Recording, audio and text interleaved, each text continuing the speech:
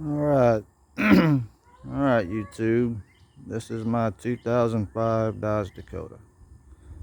Been a lot of questions on how I did this build, how we made it work, and I'm gonna show you what people are asking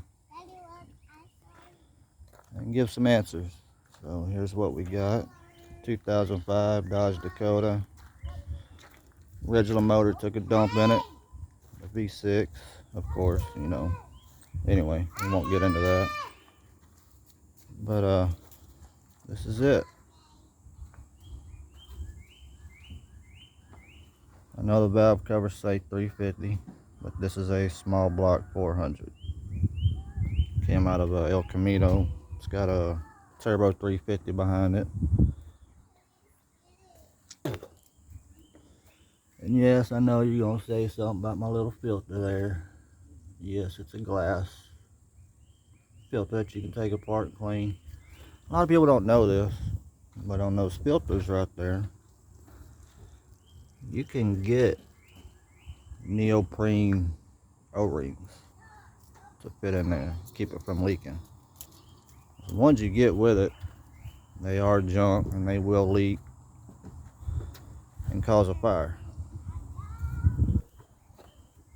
Well, that's not going to happen with this one because it's got different seals in it. It will never leak, and I will change the seals out when I clean that filter. But this is my radiator. I know I got it kind of rigged up in there with some foam right here, but it's just temporary until I can get me a bracket. I had the original Dodge radiator, but it just wasn't keeping it cold, so I put that one in there. I got me a little eBay fan, my little relay set up for it, and motor mount. I don't know if y'all know or not, but old school motors used to be mounted on the front. As you can see, that's what I got. It is mounted on the front. I got some rubber down there, both sides. It's a whole one-piece mount that goes on the bottom of the motor. And I just welded me a cross member under there to bolt it to, as you can see, kind of see it. That piece is from a Chevrolet bumper. This is how we made it work. It works great. Really fast truck. It does wrap out about 3,000 RPMs at about 70, 73ish. It has 355 gears in the rear end. It's factory rear end from Dodge. So gearing's a little off, but probably gonna put a 700 R4 behind it. Give me that overdrive and an extra gear. Bring them RPMs down a little bit. But this thing has a dual plane intake. Has a stage 3 cam. It's got headers. HEI ignition. I built a little battery box out of some bed frame. Again, we made it work. Pretty good solid truck. It's got 3-inch exhaust all the way back to flows. And they're dumped right before the axle. Right there. True dual all the way back. And this is my gas tank.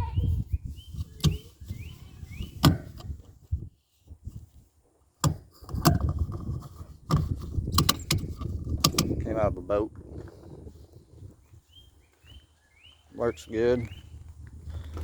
However, it does, after it sits, my fuel does drain back into the tank because the tank's higher than the carburetor. That's a little issue we got to address. Not a big one. Just takes a minute sometimes for it to pick the fuel back up. It does have a fuel gauge up there. This is my vent for the tank. Runs into there. I got this filled with some foam so it don't pick up no dirt, whatever. We just ran this line. I gotta get some rubber to keep that from vibrating, but it's all metal all the way down the frame, and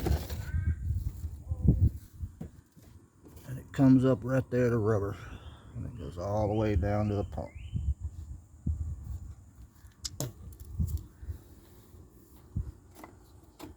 Pretty good solid truck.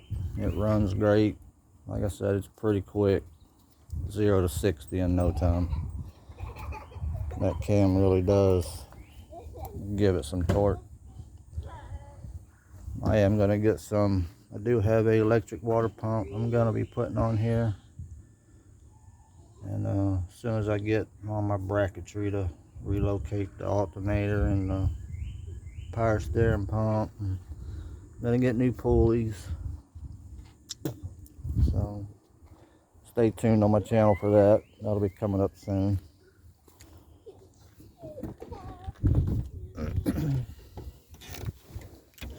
This is my ignition on my fan. That's to turn the ignition on. That turns my fan on.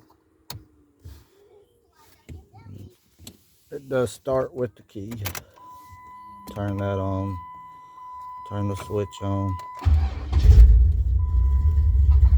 There it is.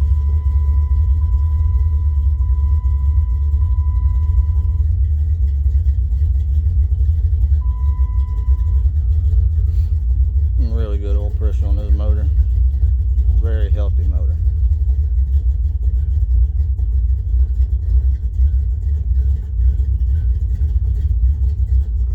Just need to get all these dash lights off.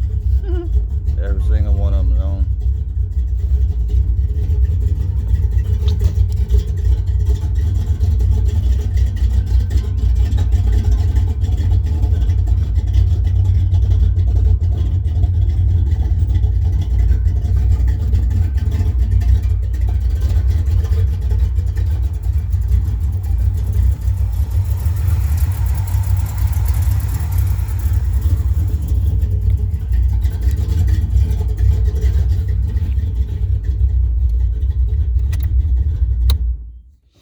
And that's it. That's how we did it. And y'all stay tuned for other projects we got coming up. I have a 98 short wheelbase Chevrolet. We got a 500 horsepower 454 going into it with a 2-speed power glide behind it. We're gonna make that thing a burnout machine. But y'all stay tuned. More to come on this one and other ones. Thank you for watching.